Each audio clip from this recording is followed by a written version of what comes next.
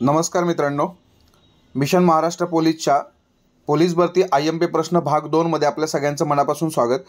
मित्रांनो, आपला पहिला प्रश्न आजचा बघा, कोयना धरणातील जलाशय कोणत्या नावाने ओळखला जातो? ठीक आहे, आता या प्रश्नाचं उत्तर आहे शिवाजी सागर। ओके, बाकी हा जो टॉपिक आहे हा अतिशय महत्त्वाचा आहे। जी काही धरणं आहेत त्यांच्या जलाशयांची नावं आहेत ती तुम्ही नक्की पाठ करा, कारण हा प्रश्न वेगवेगळ्या अँगलने फिरवला जातो। ठीक आहे, म्हणून कोयना हा प्रश्न आत्ताचा बघा, कोयना धरणातील जलाशय कोणत्या नावाने ओळखला जातो? तर शिवाजी सागर या नावाने ओळखला जातो, हे लक्षात असू देत।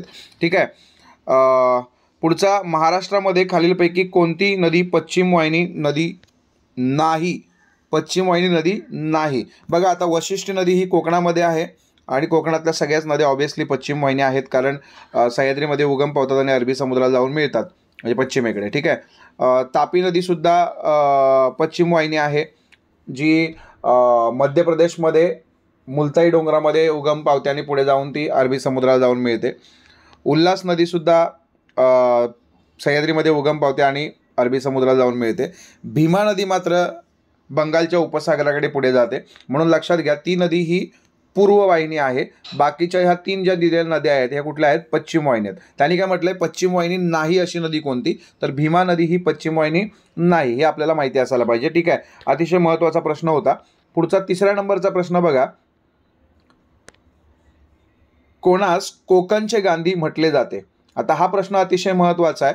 त्याच्यामध्ये ऑप्शन क्रमांक बघा, खान अब्दुल, एक नंबरचा खान अब्दुल गफार खान।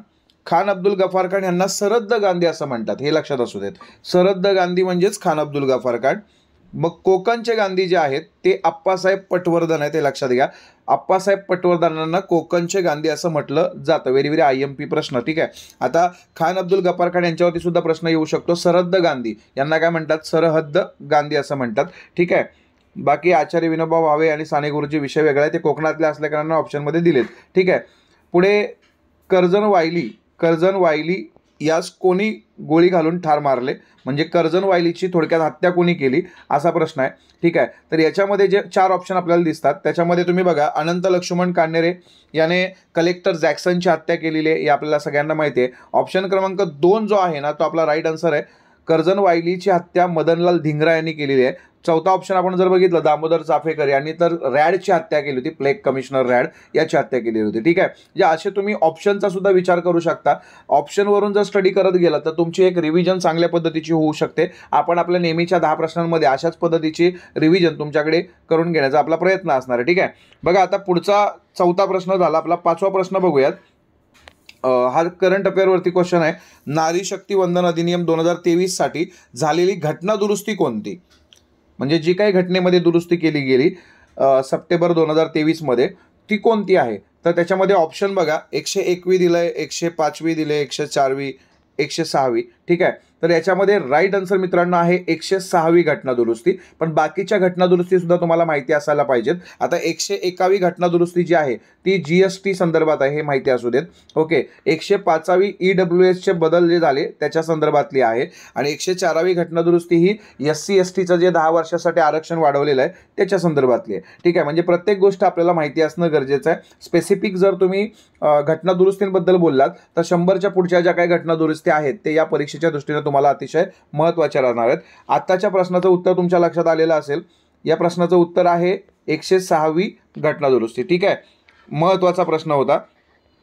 6वा प्रश्न बघा, 6वा प्रश्न काय सांगतोय की मालदीव या देशाची राजधानी कोणती? आत्ता हा सुद्धा करंट रिलेटेड क्वेश्चन आहे बघा।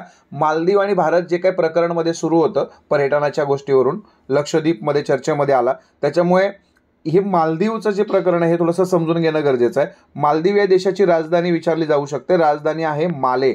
ओके, बघा इथं ऑप्शन क्रमांक 1 मध्ये माहे आहे, पॉंडिचेरीमधला एक महत्त्वाचा भाग आहे माहे।